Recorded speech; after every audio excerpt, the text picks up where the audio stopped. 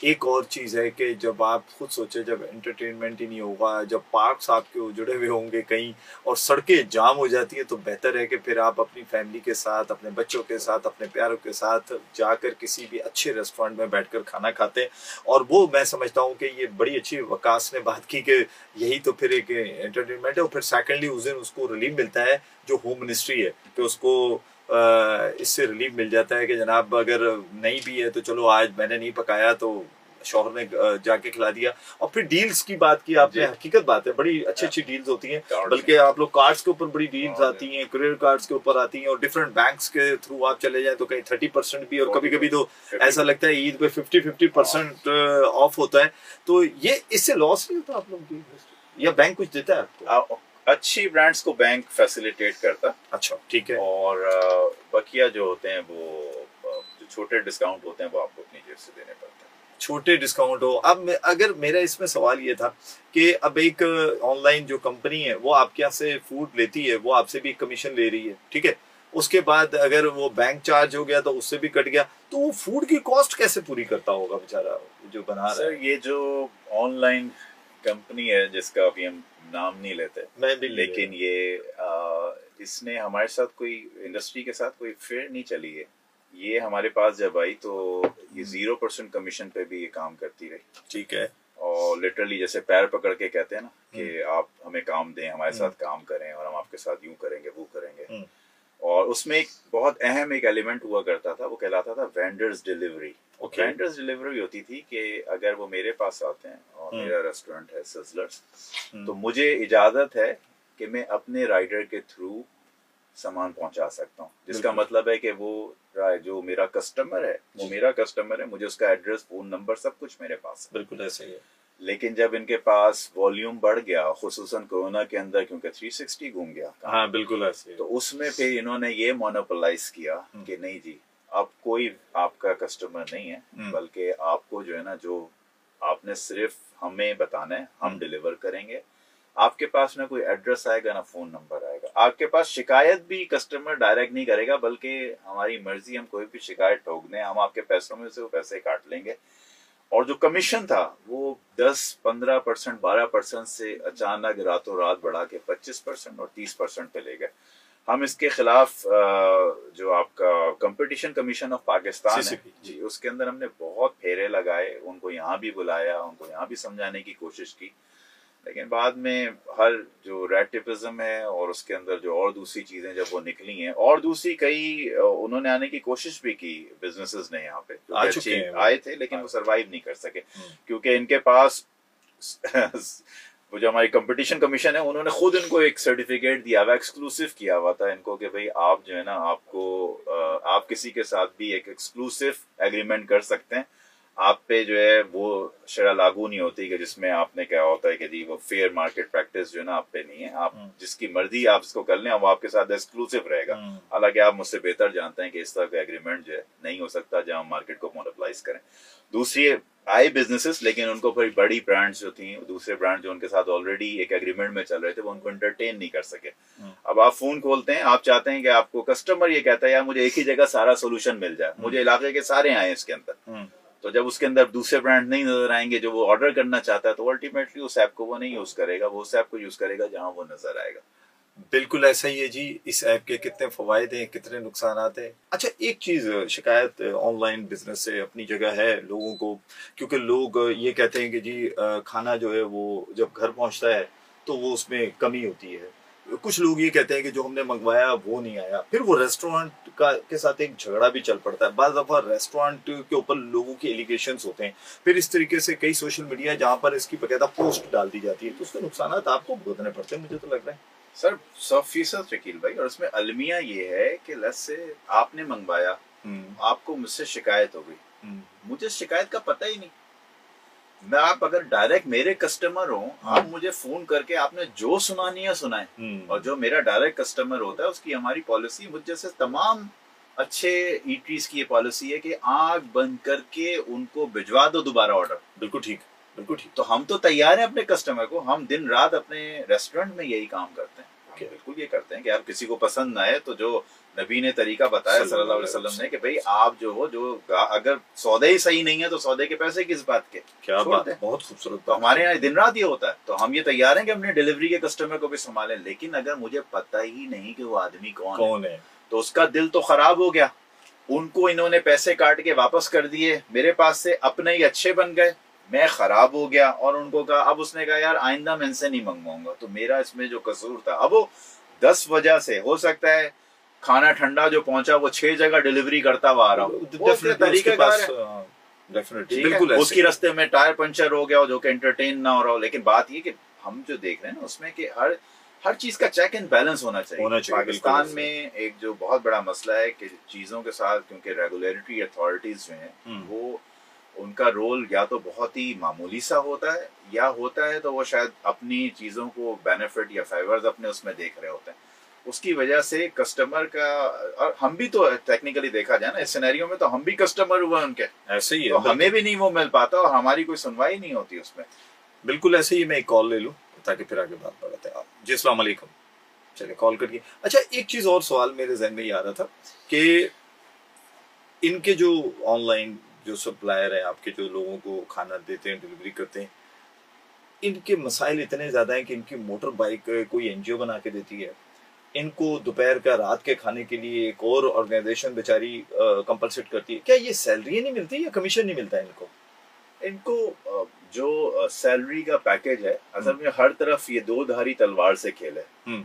हमारे पास तरीका ये होता था कि हम अपने राइडर को, बिल्कुल जाहिर है हमारी फैमिली होता था, हमारा पर्सनल राइडर होता था, उसकी बहन की शादी, हमारी बहन की शादी होती थी, उसके वालिद का इंतकाल लगता था कि हमारा कोई चला गया, तो वो क्योंकि हमारी फैमिली का मेंबर है, हम उसको उसी तरह संभालते थे।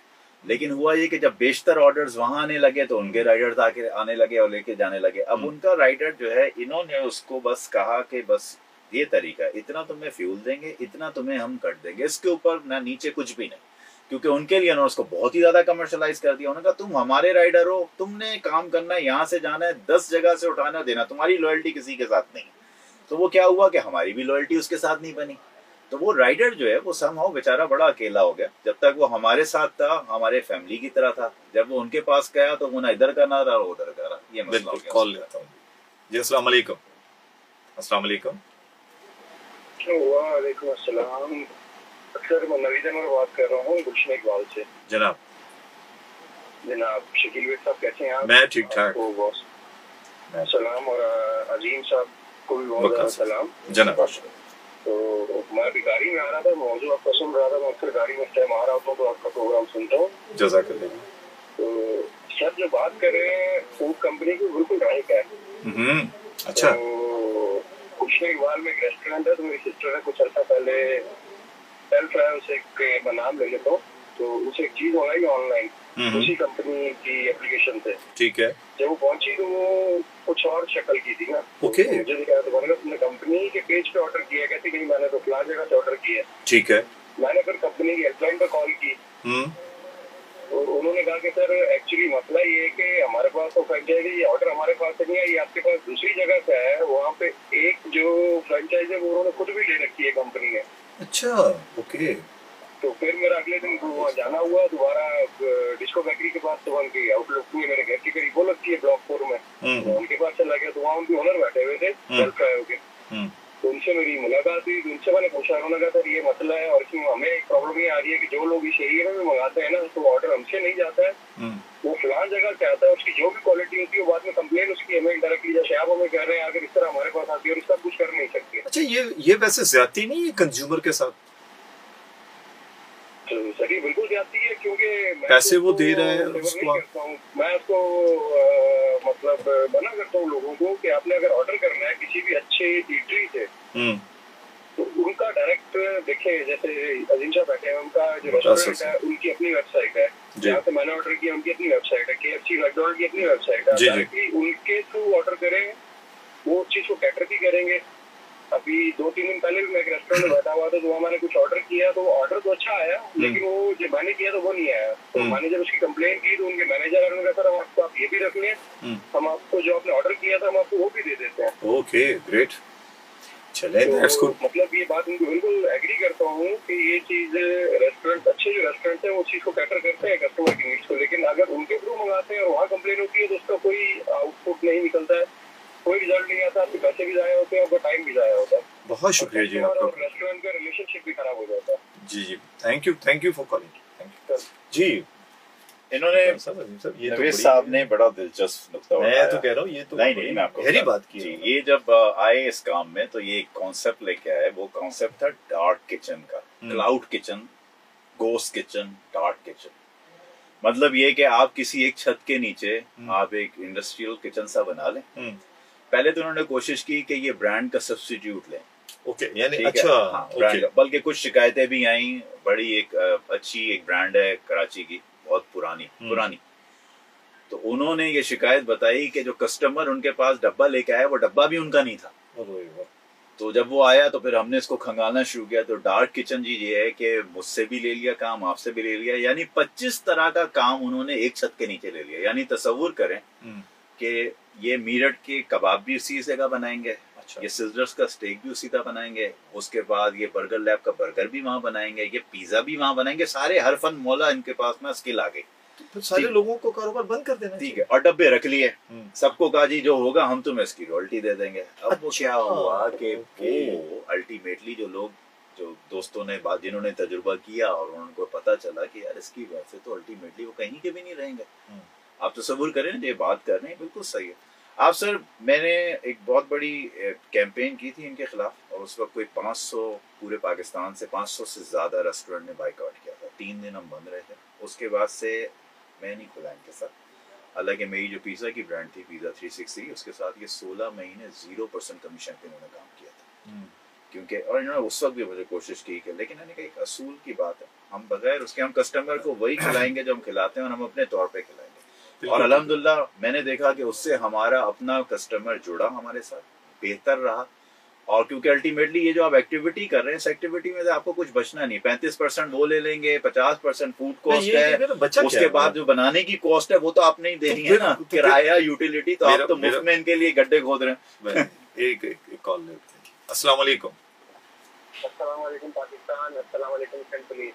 वालेकुम सलाम जनाब जी। मोहम्मद इरफान गलिया टाउन कराची से बात कर रहा हूँ। एक साथ कैसे हैं? जी अल्लाह का शुक्र, अल्हम्दुलिल्लाह जी। वकास भाई को भी सलाम पेश करता हूँ। जी वालेकुम सलाम जनाब।